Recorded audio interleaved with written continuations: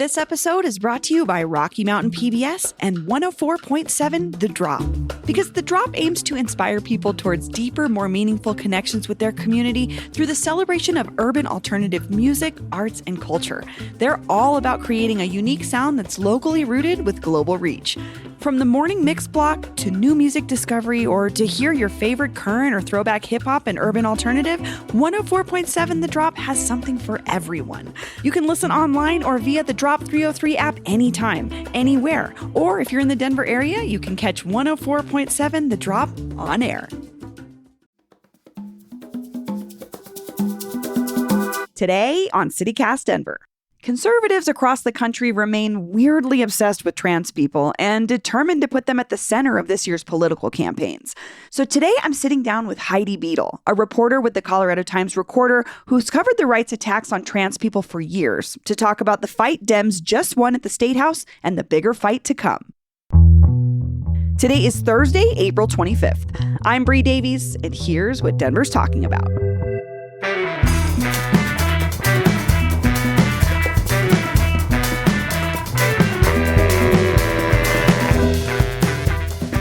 Heidi Beadle, welcome back to CityCast Denver. Hey, thanks for having me. Always a pleasure. So, conservatives still really don't like trans people. Yeah, that's the vibe. That's the vibe. I guess let's talk about exactly what they're saying or trying to do. And I want to start with the state capitol, where Democrats were moving two bills to protect the rights of trans people. Have you been following those debates? Yes, I listened to the testimony and both in the committee and then on the floor. So I've been keeping tabs on those situations. So one of them, I think, which has been passed and signed by the governor, is this bill that would allow folks convicted of a felony to change their names. And then the second one would essentially require school staff to use a student's chosen name, maybe outside of the approval of their, or I don't know how to say it. The schools are there. It's asking schools to honor kids' chosen names, whether their parents say it or not, I guess. Yeah, well, that bill actually, it just requires them to honor the chosen name. Like it kind of leaves the parent option up to, the school districts themselves to kind of figure that out. And then this other one about felonies, what did you hear and see in that discussion? Yeah, so for those of you who don't know, right, changing your name is a very arduous process, even if you don't have felonies, right? You have to get fingerprinted. You have to send those fingerprints to the Colorado Bureau of Investigation and the Federal Bureau of Investigation. And if you've lived in other places, you have to get background checks done in those municipalities as well. So it's this big kind of administrative burden, and it costs money. And then you get the fingerprints back, and then you have to file court documents, and you have to file a notice in your local newspaper. And then you have to go before a judge and say, I'd like to change my name. And judges kind of have broad discretion, with those sorts of things, and they can, reject it or accept it or whatever, right? So this law would essentially just say that gender transition is automatically considered like good cause for a name change, right? Like they can't deny it just because you've had like a felony or whatever on your background. This is so interesting. I went through that process myself because I just changed my name. I have a pen name, which many of us do. And I remember it would be easier if I had just gotten married. You just go in and you sign a piece of paper and you're done. But this is really getting to the heart of what some folks have been struggling with, which I think I read a profile of someone who was like, had a felony a really long time ago. They were a teenager or something decades ago. And then they go to do this name change and that stops them. So this would keep that from hang up from happening for folks that just want to change their name. Yeah, exactly. And so the opposition, the Republicans, took a lot of issue on what they claimed were like grounds of public safety, right? This idea that, if you have a felony and you change your name, that will kind of like hide that and people won't be able to find you, and that sort of thing, which anecdotally, not super accurate. So, this idea that it's somehow hiding or that people are going to be able to evade it, because it's linked to your fingerprints, right? Right. I mean, your social security number and... Yes. So the idea that it would somehow, people would be able to hide, not entirely accurate, and they brought up kind of concerns around like domestic violence perpetrators or sexual offenders and things like that. But nothing in the bill would change. Like if you're on the sex offender list, you would just have to... It would just update. Yeah. Like that sort of thing. So...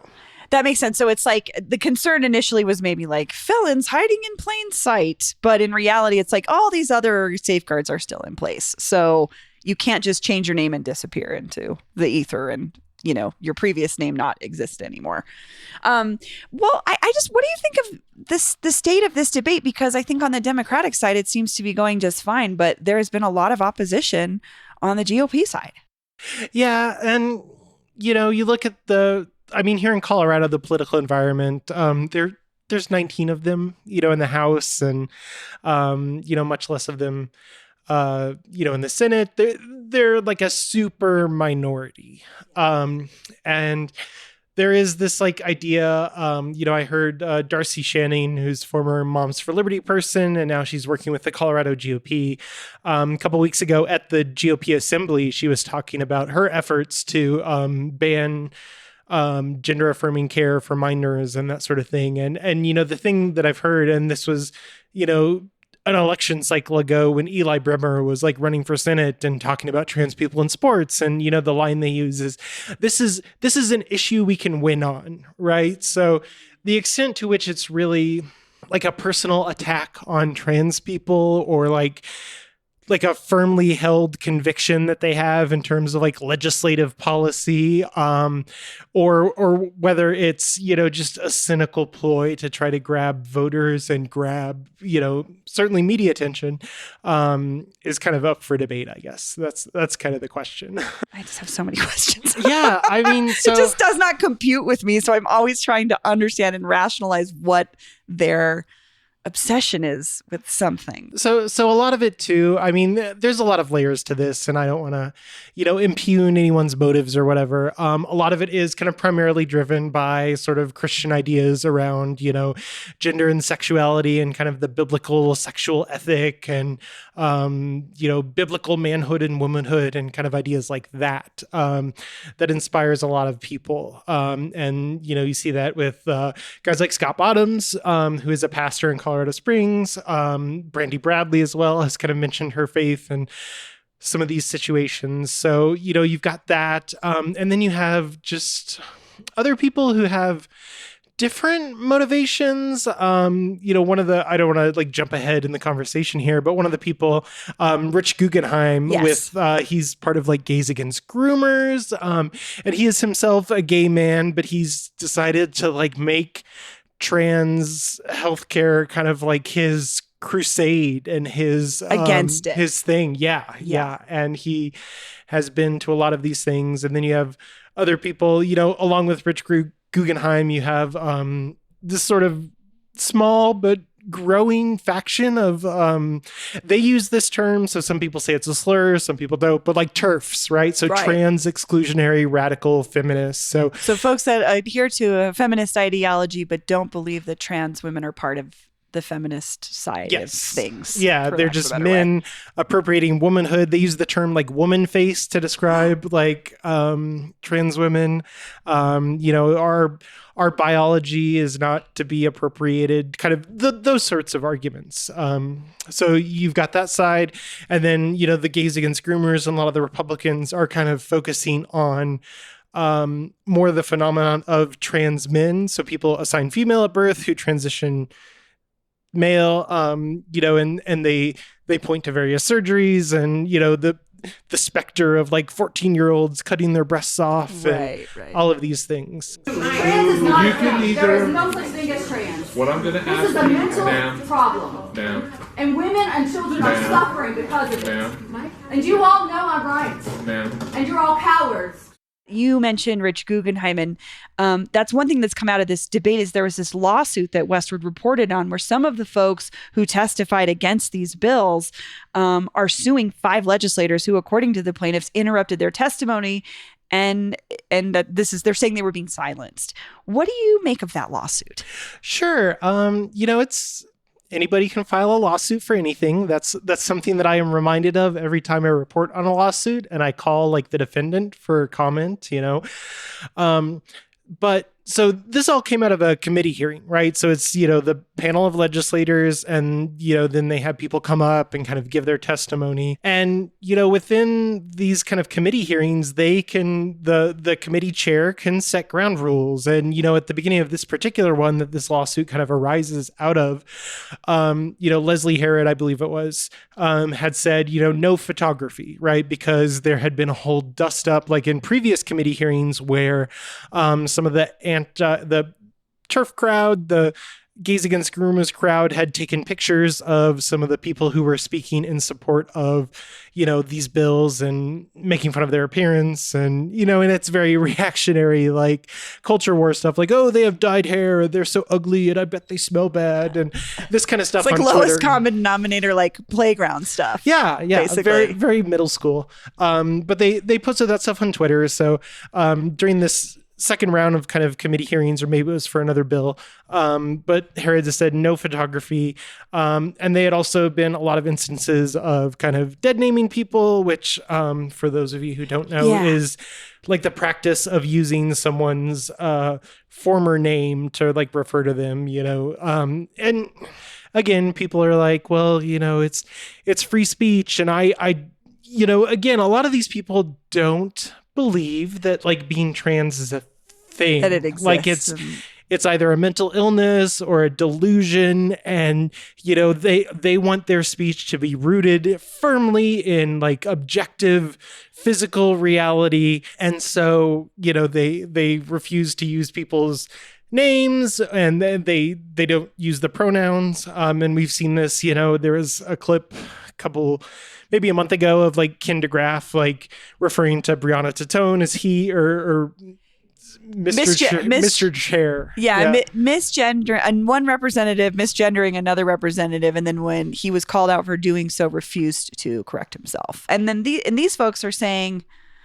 I'm trying to participate in this debate, even if that means dead naming people and doing these things, and they're saying they were shut down. And their First Amendment rights were being violated within that committee hearing, right? So no photography, and then also no dead naming, no misgendering. It was going to be respectful discourse, and that's how we're going to do it. And of course, in a previous hearing, Christina Goki, who I think I had mentioned, but she's one of the TERF people, and she's one of the folks that's suing these lawmakers. But she does like Rocky Mountains Women Network. So she had been removed from a committee hearing previously because it was the felony name change law, and she insisted on dead naming because it was going to be named Tierra's Law, and they decided not to do that. But she like.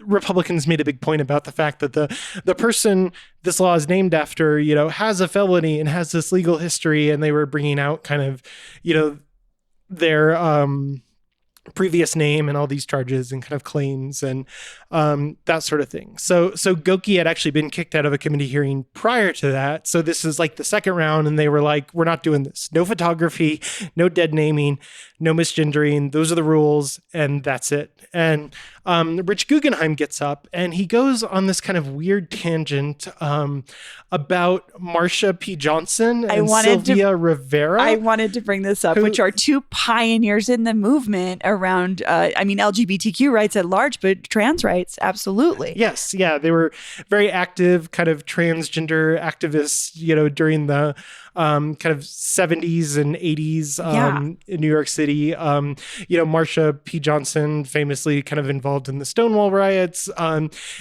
Mr. Guggenheim was kind of presenting this like alternate history sort of take, and trying to make the claim that like Johnson and Rivera, there's footage of like Rivera calling herself a transsexual. It's not really there's a debatable thing, right? But he was like, well, they weren't really trans, they were just gay men, and he was going off and dead naming them, and they said, you know what, we're not going to do this. And the mental gymnastics of these conversations. I'm glad you brought that up, just because I thought I wouldn't know what Marcia and Sylvia's previous names were. I couldn't tell you. They don't exist in popular culture because they have been known as they are for so long. For that guy to do that kind of research, like, to me, kind of taps into this obsessive part of this movement that I just can't wrap my brain around. And it's especially interesting for this Rich Guggenheim gentleman as a person of the LGBTQ community. It's wild. Well, LGB, they don't like the T right. or the Q. You're right. It's so strange. We want to look ahead. There's this big election we're about to go through. Clearly, this particular topic is a motivating issue for conservatives. What do you think we can expect? Probably more of the same, to be quite honest. I mean, the extent to it, like, this is really gaining ground in kind of local elections, right? Mostly school boards. Right. That's become a big thing. So to some extent, like state legislature. But in terms of like the federal like elections and that sort of thing, Biden has gotten a lot of kind of like negative conservative press recently for his Title IX update. So we might see more of that. But it, like I said, it's an issue they think that they can win on, and unfortunately, I'm not like entirely sure they're wrong, right? I mean, we see it here in Colorado, like we're a blue state, but a lot of that comes down to unaffiliated voters, right? And if they can make this case that all trans people are like insane or radical or whatever else, they think they can sway these kind of unaffiliated voters and things like that. And so you don't think it's totally a lost cause for them? It may be something that could pick some votes up for them. Potentially. There was a statistic that I came across a couple of years ago, and I mentioned it in the story that I wrote when I was at the Colorado Springs Independent, but more people have seen a ghost than know a transgender person like in real life, right? So statistically, you're more likely to like see a ghost than you are a trans person. But we're not legislating ghosts, so maybe we should.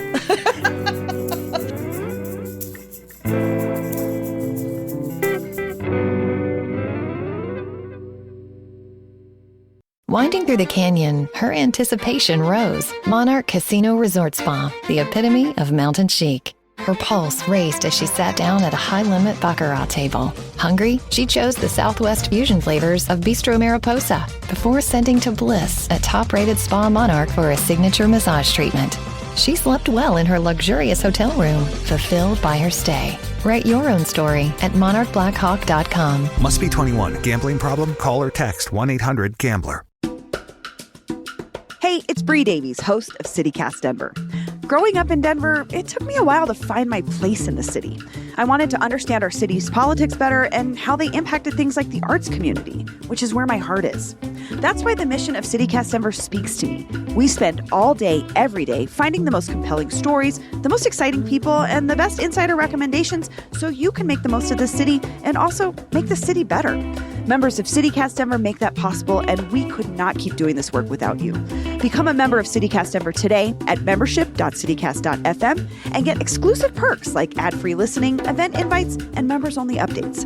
That's membership.citycast.fm. Thanks. One of these big issues at the legislature this year has been the idea of decorum. And there have been complaints about debates around these bills that we've been talking about. You're a journalist who participates in these conversations with conservatives and seemingly hate trans people. How do you feel about this concept of decorum? I mean, it's whatever. One of the things that I have to do my job is just like ignore so much of this stuff, and it's bizarre because I'll be at the assembly and they will pass these like anti-trans resolutions and they'll have this like polemical kind of invective against trans people and everyone in the stadium will stand up and cheer, and I'm just like there like, this is uncomfortable, but I'm just doing my job. Yeah. And I talk to people. I mean, I talk to Darcy Shanning and, have working relationships with various members of the Republican Party. And, these things, I just try not to take it personally, in terms of decorum. And like, I mean, it's funny that everyone's gotten rallied behind Sandra Fish, the Colorado Sun reporter who was like kicked out of the assembly, and with good measure. I mean, you know, but like, man, I've been kicked out of stuff all the time. Like the El Paso County Republican Party, like they don't let me go to anything. And like in terms of decorum, like Scott Bottoms like dead named me in the middle of a committee hearing because I was like covering it, and he noticed that I was there, and he just decided to like just point you out, throw my dead name out there for no real reason that had anything to do with his bill. And it's an unfortunate fact that if you exist as a transgender person, you have to have, you know, especially if you're doing something in the public eye like politics or journalism or whatever, you just have to have thick skin, and you have to kind of inure yourself to these things. The idea of decorum, you know, it's great, but you know, it's nice. But I don't know. And I think also, I mean, just let him say it, you know, like let's like lay bare these kind of things, you know, because you see these little bits of kind of biases come up in these conversations around like crime or like drug use or whatever. And you can see when they're censoring themselves, and some of them don't censor themselves as well as maybe they should. Right. There was a couple of years ago, I think it was Representative Holtorf with his buckwheat comment. Oh gosh, yes. You know, things like that. All the time, the way they talk about immigration, you know, and it's no different with trans people. And it's kind of just like, why don't you just say what you're trying to say? Exactly. Like we know, like we know what you. What game are we playing here? They get so mad at like the liberal media as we like kind of unpack some of like the dog whistles and these terms, and they're like, well, that's not what I meant, But it is what you meant. Kind like, of that's exactly what you meant. Yeah. So it's almost like beyond decorum. It's just like, well, okay, let's just be real then. Yeah, but I'm not a legislator. You know, it's maybe it would be nice. Like I really envy people who like don't have to deal with this stuff all the time and can just go about their lives. And again, it's such a like we spend an inordinate amount of time in political discourse, like talking about transgender people when these issues affect such a small percentage of the population. So it's just leave us alone. Go back to like 2014 when nobody was like talking about trans people. Like people talk about visibility and how like important it is and recognizing all these trans people. And I'm kind of at this point where I'm just like, no. Do not perceive me. Do not talk about this stuff. Just leave me alone. Actually, just let me and everyone else live their lives. Yeah, and it's so bizarre because, like, you know, I have my life where I'm a political person and famously like the transgender kind of journalist, and I'm going and I'm doing all these things, but then. Like I go to the grocery store and it's you're also like, just like a person with a family nice day, and ma'am. raises like, goats and is in a band and like you know what I mean? This is not the only thing about you, but you're in these rooms all the time where this is up for debate through legislation. Yeah. I'm sorry, but I also appreciate that you're willing to do it. So Heidi, this has been great. Thank you so much. Yeah, thanks for having me. After talking to Heidi, we checked on the status of those two bills. Governor Jared Polis earlier this week signed into law the measure allowing trans people with felonies on their record to legally change their names. The other one about preventing discrimination against trans kids in schools has passed the House and Senate and is awaiting the governor's signature if he chooses to sign it.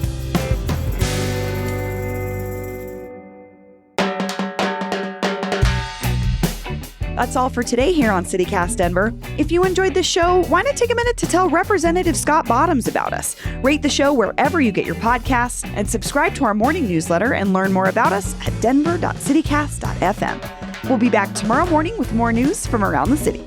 See you later.